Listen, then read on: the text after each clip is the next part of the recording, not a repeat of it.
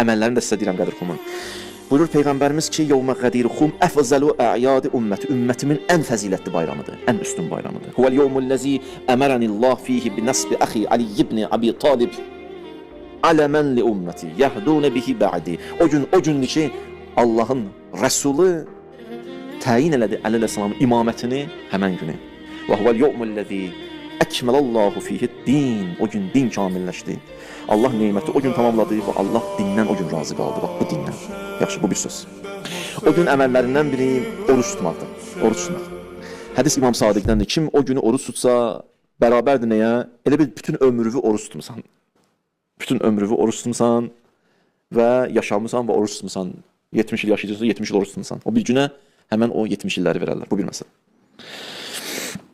Buyurur ki, So'mə yevmi Qədir Xummin kəffarətu sittinə sənə.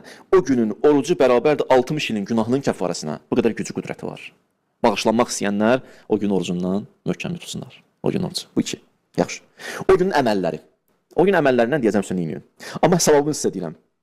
Əgər bir insan o günü bir iş görə İmam Sadiq əleyhissalamdır. Nandı hədis. İnnəl əmələ fi yevmi Qədir, fi yevmil Qədir. Buyurur ki, ya'dilul əməl fi 80 şəhra. O günün bir əməli 80 ayın əməlinə bərabərdir. 80 ay. Bu bir məsələ. Yaxşı. Bu da bir. Orucun dedim, əməlin dedim, ən gözəl bayramdır, ona dedim sizə. O günün əməllərindən biri nədir? İt'am eləməkdir, yedirtməkdir. Süfrə açasan, qonaqlıq verəsiz. Hədisdə var, mən ətəmə mu'minən. Kim bir nəfər bir süfrə açar, bir yığa, Allah dostlarını bir yerə. Əleyhissalam sevdalılarına bir yerə, əhl-i beyt sevərlər, iman əhlini bir yerə. Kəmən ətəmə cəmi'əl ənbiya və siddiqin. Elə bir süfrə açıb 124 peyğəmbərin hamısı orada əyləşib.